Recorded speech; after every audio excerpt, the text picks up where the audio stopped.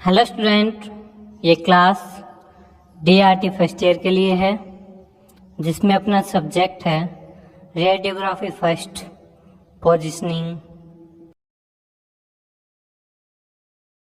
आज का अपना टॉपिक है एब्डोमेन। अपने एब्डोमेन के बारे में स्टडी करेंगे। एब्डोमेन को अपने दो भागों में डिवाइड किया गया है, एक जीआईटी मतलब गैस्ट्रो इंटेस्टाइनल ट्रैक्ट और सेकंड अपना आता है केयूबी किडनी यूरेटर और ब्लैडर। तो गैस्ट्रो इंटेस्टाइनल ट्रैक्ट का किस लिए व्यू किया जाता है? कोई बोवल लूप्स हो गया, कहीं फ्लूइड इकट्ठा हो गया है, कहीं गैस इकट्ठी हो गई है, उन चीजों को देखने के लिए अपने जीआईटी ट्रैक्ट का व्यू किया जाता है। किडनी यूरेटर और ब्लैडर का व्यू किया जाता है।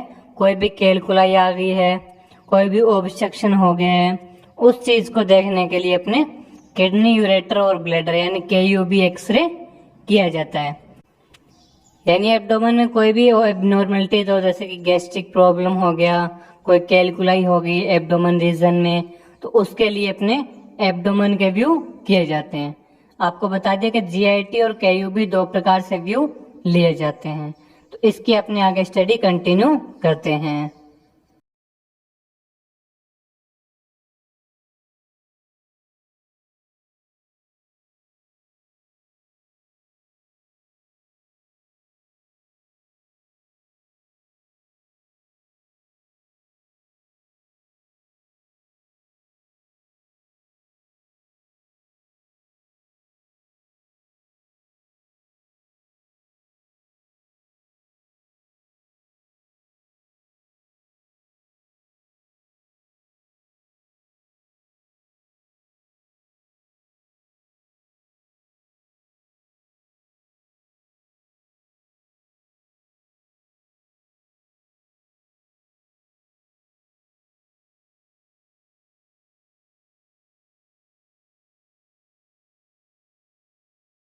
तो सबसे पहले अपने बात करते हैं एब्डोमेन के एनाटॉमी की।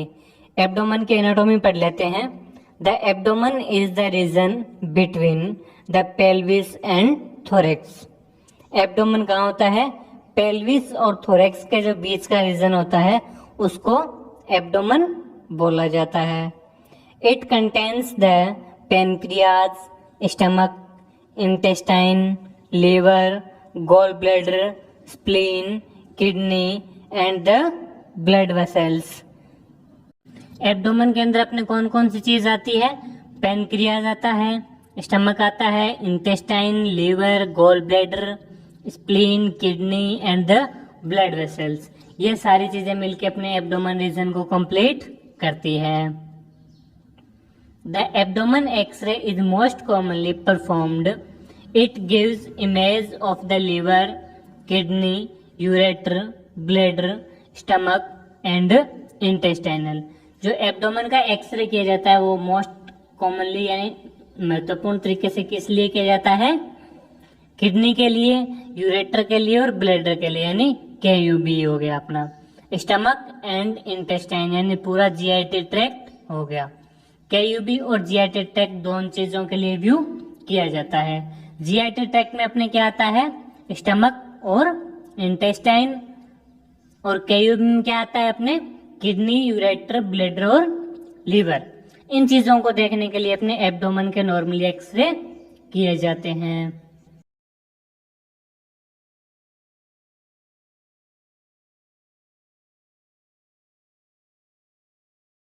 नेक्स्ट अपने बात करते हैं पेशेंट प्रिपरेशन की। यानी जब अपने को एब्डोमेन का एक्सरे करना है उससे पहले कुछ पेशेंट की प्रिपरेशन होना बहुत ज्यादा जरूरी है। तो वो कौन कौन सी है देखो। Patient NBM nothing by mouth at least 6 to 7 hours before the examination. Patient को अपने नथिंग बाय माउथ का मतलब है कुछ भी माउथ से खाना या पीना नहीं है। At least 6 to 7 hours। यानी जब अपना एग्जामिनेशन स्टार्ट होने वाला है यानी पेशेंट एक्सरे करवाने आ रहा है तो उससे 6 से 7 घंटे पहले पेशेंट का कुछ भी खाया या पिया हुआ नहीं होना चाहिए। अनबीएम नथिंग बाय माउथ यानी माउथ से उसको कुछ भी लेना नहीं है।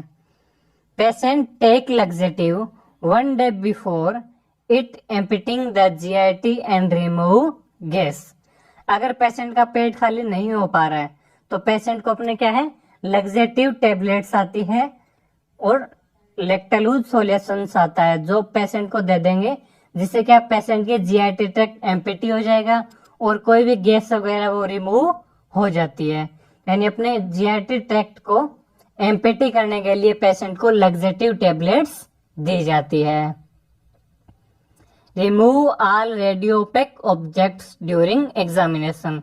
जब अपने क्या है एग्जामिनेशन कर रहे हैं एंड जब अपने पास पेशेंट पूरी प्रिपरेशन के बाद एक्सरे करवाने आएगा तो अपने उसके कोई भी रेडियोपेक ऑब्जेक्ट्स अगर एब्डोमेन रीजन में है तो उनको रिमूव करवा दिया जाता है, क्योंकि वो क्या अपने जो रेडियोपेक ऑब्जेक्ट्स अगर पेशेंट के एब्डोमेन रीजन में रहेंगे तो उनकी इमेज अपने फिल्म में आ जाएगी, इसलिए सारे रेडियोपेक ऑब्जेक्ट्स को रिमूव करवा दिया जाता है।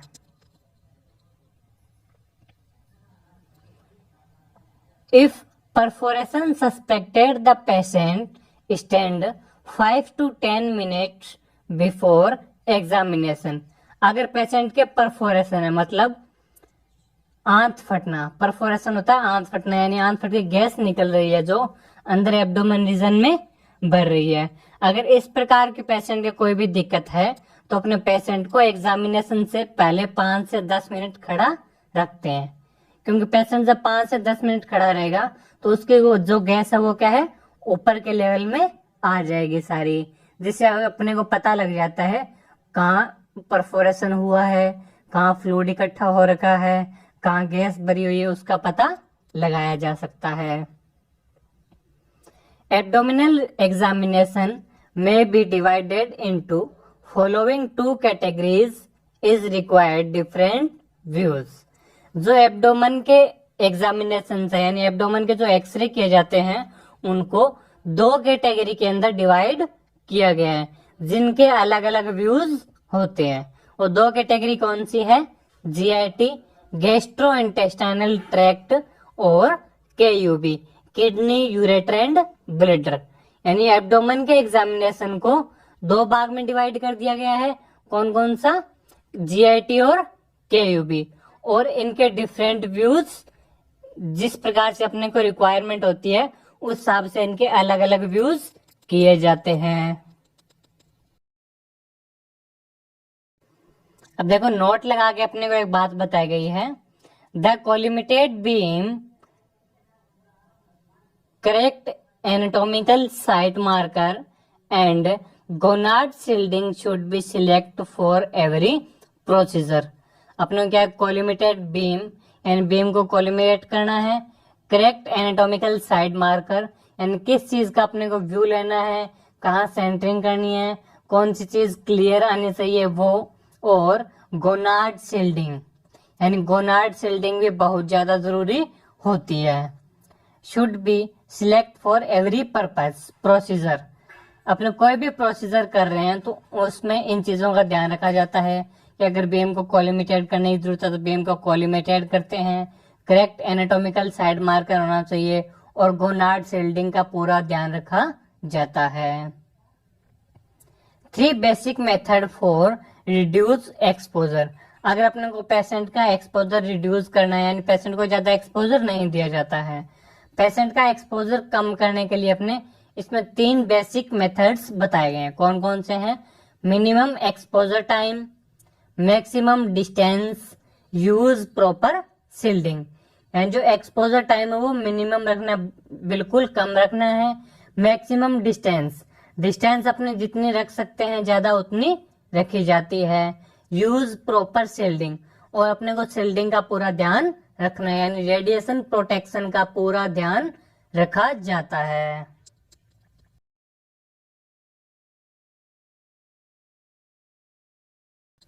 यानी अपने को एब्डोमेन के व्यू करेंगे तो उसके लिए एब्डोमेन को 2 अलग अलग पार्ट्स में डिवाइड किया गया था। कौन कौन से थे, GIT और KUB। तो सबसे पहले अपने GIT के व्यूज स्टार्ट करते हैं।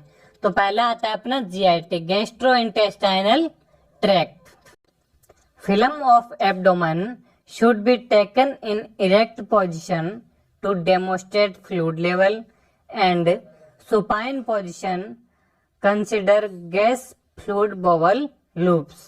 जो अपने एब्डोमेन की फिल्म ली जाती है वो अगर अपने इरेक्ट पोजीशन में ले रहे हैं तो क्या किया जाता है, फ्लूइड लेवल डेमोस्ट्रेट करने के लिए इरेक्ट पोजीशन में ली जाएगी, और गैस फ्लूइड बॉवल लूप्स यानी जो अपने बॉवल लूप्स बने हुए हैं अंदर गैस के, उनको चेक करने के लिए अपने सुपाइन पोजीशन में एब्डोमेन का व्यू लिया जाता है। In very ill patient lateral decubitus film with horizontal beam can be used to demonstrate fluid level। अगर अपने को फ्लूइड लेवल चेक करना है और पेशेंट बहुत ज्यादा बीमार है, खड़ा नहीं हो पा रहा है, इरेक्ट पोजीशन में व्यू नहीं लिया जा पा रहा है, तो अपने लेटरल डिक्यूबाइटस पेशेंट का व्यू लिया जाता है। यानी लेटरल डिक्यूबाइटस एक अपन ने किसमें किया था, चेस्ट रेडियोग्राफी में, जिसमें पेशेंट को लेटरल लेटा के और कैसेट को फ्रंट में या बैक साइड में लगाया जाता है और हॉरिजेंटल बीम के साथ एक्सपोज किया जाता है। उसी प्रकार अपने अगर पेशेंट बहुत ज्यादा बीमार है और इरेक्ट पोजीशन में व्यू नहीं हो पाएगा, खड़ा नहीं हो पा रहा है, तो पेशेंट का अपने लेटरल डिक्यूबाइटस पोजीशन में व्यू लिया जाता है। If required supine and erect AP views of the abdomen. जब अपने को सुपाइन और इरेक्ट व्यू एब्डोमेन के रिक्वायर हो तो वो अपने किस प्रकार से लिए जाएंगे वो अपन ने इसमें आगे अभी पढ़ते हैं। यानी एब्डोमेन के अपने सुपाइन और इरेक्ट दोनों व्यू लेने हैं तो वो कैसे कैसे लिए जाते हैं, तो वो अभी अपने इसमें आगे पढ़ेंगे। अभी अपने यहाँ स्टार्ट करते हैं एब्डोमेन का एपी व्यू। कौन सी पोजीशन में, सुपाइन पोजीशन में। सुपाइन पोजीशन में जब व्यू करते हैं तो अपने क्या देखे जाते हैं, जो गैस के बॉवल लूप्स हैं उनको डेमोस्ट्रेट किया जाता है, तो उसके लिए अपने व्यू किए जाएंगे। देखो एपी व्यू सुपाइन कर रहे हैं तो इसकी इंडिकेशन क्या होगी, एपी व्यू डेमोस्ट्रेट कॉन्स्टिपेशन और ब्लड ट्रोमा यानी कि बॉवल डिजीज। अगर अपने बॉवल में कोई भी डिजीज है यानी इंटेस्टाइन में कोई भी डिजीज है जिसको ब्लड ट्रोमा बोला जाता है, या कॉन्स्टिपेशन है। कॉन्स्टिपेशन कब होगा, जब कोई गैस्ट्रिक प्रॉब्लम होगी या कहीं पे फ्लूइड अटक जाएगा, उस कारण अपने को कॉन्स्टिपेशन होता है। तो उनको डेमोस्ट्रेट करने के लिए पेशेंट का एब्डोमेन का एपी सुपाइन व्यू किया जाता है। कैसेट साइज की बात करें तो कैसेट साइज इसमें अपना रहेगा 14, 17 और 12, 15 का। यानी अगर पेशेंट पूरा बड़ा पेशेंट है तो अपन 14, 17 में इमेज ले लेंगे। अगर पेशेंट बच्चा या थोड़ा सा यंग एज का है तो उसका अपने 12, 15 की कैसेट में एब्डोमेन का व्यू लिया जा सकता है। यानी अपने एब्डोमेन रीजन का ले रहे हैं तो पेल्विक रीजन और थोरेसिक रीजन के बीच में अपना एब्डोमेन होता है, तो जो अपनी इमेज है वो थोरेसिक रीजन के लोअर पार्ट से पेल्विक रीजन के स्टार्टिंग पार्ट तक पूरी क्लियर आनी चाहिए।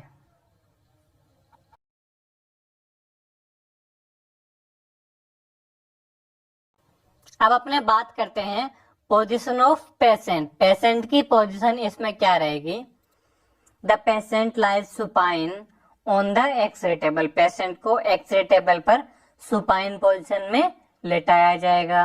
The patient middle sagittal plane perpendicular to the X-ray table. जो पेशेंट का मिडल सजाइटल प्लेन होता है, पहले अपन ने मिडल सजाइटल प्लेन पढ़ा था स्कल के व्यूज में, यानी जो हाफ डिवाइड करती है, वैसे ही अपनी जो बॉडी को हाफ डिवाइड कर रही है लेफ्ट और राइट साइड में, वो अपना कौन सा प्लेन होता है, मिडल सजाइटल प्लेन। तो पेशेंट का middle sagittal plane table X-ray table है उससे क्या होना चाहिए, perpendicular. Patient knee flexed over a small pillow for comfort. Patient की नी को हल्का सा फ्लेक्स करेंगे और नी के नीचे स्मॉल पिलो लगा दिया जाएगा, जिससे पेशेंट क्या है कंफर्टेबल पोजीशन में लेट सके। एंड जब अपने नी को हल्का सा फ्लेक्स करेंगे तो अपना पूरा एब्डोमेन रीजन कैसेट के टच में या टेबल के टच में आ जाता है। तो नी को हल्का सा फ्लेक्स करेंगे और नी के नीचे स्मॉल पिलो लगा दिया जाता है। Pelvis is adjust so that the anterior superior iliac spine are equal distance to the from table top. जो पेल्विस को अपने इस प्रकार से एडजस्ट किया जाता है कि पेल्विस का जो एंटीरियर सुपीरियर इलियक स्पाइन होता है, इलियक स्पाइन कौन सा होता है, जो अपना इलियक बोन होती है, जो अपने हाथ लगाते हैं तो अपने को जो यहाँ फील होता है वो कौन सी बोन होती है, इलियक बोन। जब अपने कमर पे हाथ लगाया जाता है तो जो कमर पे फील होती है वो होती है अपनी इलियक बोन। तो एंटीरियर सुपीरियर मतलब एंटीरियर आगे के पार्ट में, सुपीरियर ऊपर के पार्ट में, यानी पेल्विस के ऊपर के पार्ट में है, और एंटीरियर मतलब आगे के पार्ट में है। तो एंटीरियर सुपीरियर इलियक स्पाइन वो क्या होना चाहिए, टेबल के टॉप से इक्वल डिस्टेंस पे होना चाहिए। एंड जब पेशेंट क्या है एपी सुपाइन पोजीशन में लेटा हुआ है तो पेशेंट के दोनों iliac supine, anterior superior iliac spine table से इक्वल डिस्टेंस पे होने चाहिए। नेक्स्ट अपने बात करते हैं पोजीशन ऑफ कैसेट। कैसेट की पोजीशन इसमें क्या रहेगी, the cassette lower border 1 inch below the pubic symphysis.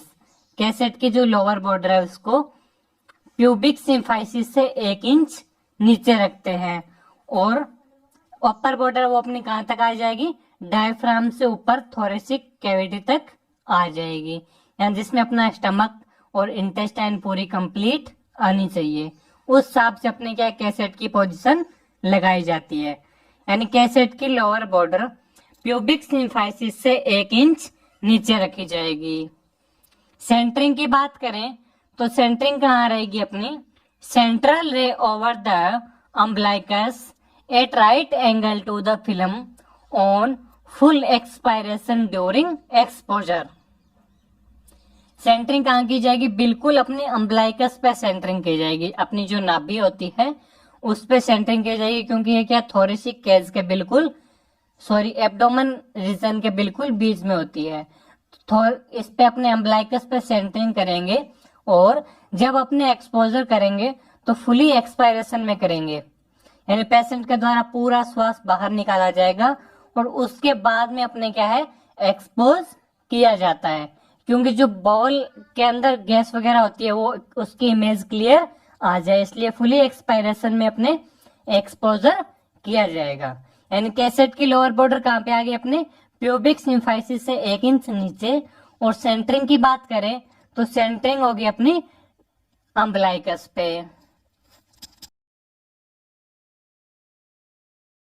उसके बाद अपने बात करते हैं पेशेंट की पोजीशन क्या रहेगी। तो इमेज में अपने को दिखाया गया है कि पेशेंट की पोजीशन क्या है, बिल्कुल पेशेंट सुपाइन पोजीशन में लेटा हुआ है। पेशेंट के दोनों हाथ साइड में कर दिए ताकि अपने एब्डोमेन रीजन को एक्सपोज यानी ओवरलैप ना करे, और पेशेंट के पूरे रेडियोपेक ऑब्जेक्ट्स रिमूव करवा के अपने पेशेंट को गाउन पहना दिया जाएगा। उसके बाद सेंटरिंग की बात करें तो सेंटरिंग इसमें कहाँ की हुई है, बिल्कुल अम्बलाइकस पे अपनी सेंटरिंग की हुई है। और पेशेंट के दोनों iliac anterior superior iliac spine table से इक्वल डिस्टेंस पर होने चाहिए।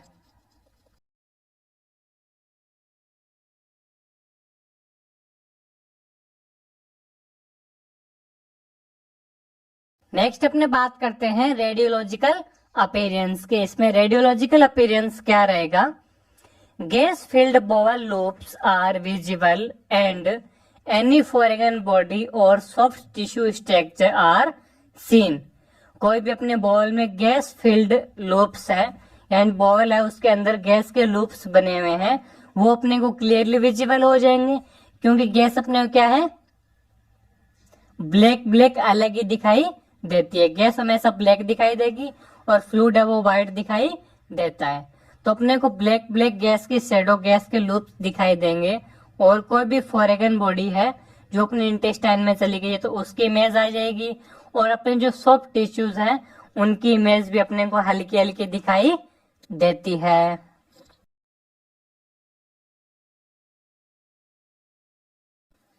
नेक्स्ट अपने एक्सपोजर की बात करें तो एक्सपोजर इसमें अपना रहेगा, डिस्टेंस रहती है 90 से 100 सेंटीमीटर, केवी रहेगा अपना 70 से 75, अमेज की बात करें तो अमेज रहेगा अपना 80 से 100 और ग्रिड का यूज अपने करेंगे क्योंकि अपना एब्डोमेन रीजन है वो क्या है, फैटी पार्ट है और लेंथी पार्ट है। इसकी जो लेंथ है वो भी ज्यादा होती है और फैटी पार्ट भी ज्यादा होता है, इसलिए अपने को एक्सपोजर ज्यादा देना पड़ेगा।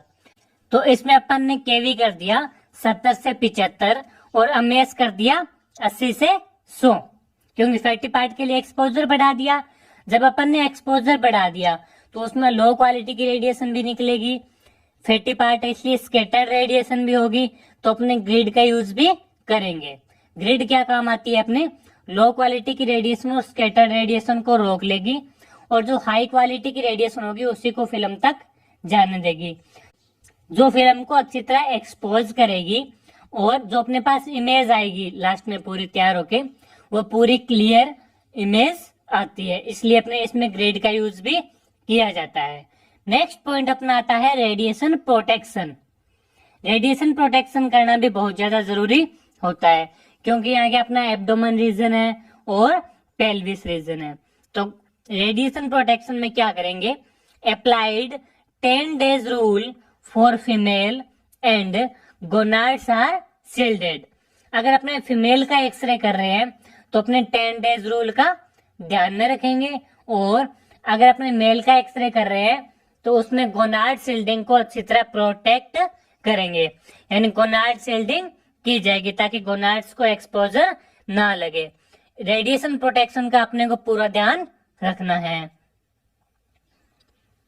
इसके बाद देखो अपने को एक एब्डोमेन की इमेज दिखाई गई है जिसके अंदर अपने को इंटेस्टाइन की इमेज पूरी क्लियर विजुअल हो रही है। अपने को पता लग रहा है कि देखो इंटेस्टाइन इस प्रकार से आ रही है, इस प्रकार से घूमी हुई है, लार्ज इंटेस्टाइन की इमेज क्लियरली विजिबल हो रही है। इसके अंदर कोई भी गैस लूप्स है या कोई फ्लूइड है तो वो अपने को क्लियरली विजिबल हो जाता है। जो गैस के लूप्स है वो अपने को ब्लैक ब्लैक शेडो में दिखाई दे रहे हैं, अगर कोई फ्लूइड होता तो वो अपने को क्या है व्हाइट शेडो में दिखाई दे जाता। इसमें अपने एब्डोमेन का सुपाइन एक्सरे गैस बोवल्स को यानी बोवल लूप्स को देखने के लिए किया जाता है जो अपने को इसमें क्लियरली विजिबल हो रहे हैं। यह अपने एब्डोमेन का एपी व्यू कंप्लीट होता है, AP supine view. Next class में अपने पढ़ेंगे एब्डोमेन का इरेक्ट व्यू, यानी अपने एपी में दो व्यू किए जाते हैं, सुपाइन पोजीशन में और इरेक्ट पोजीशन में। आज अपने सुपाइन पोजीशन में पढ़ लिया है, नेक्स्ट क्लास में इरेक्ट पोजीशन में एब्डोमेन का व्यू पढ़ेंगे। Thank you.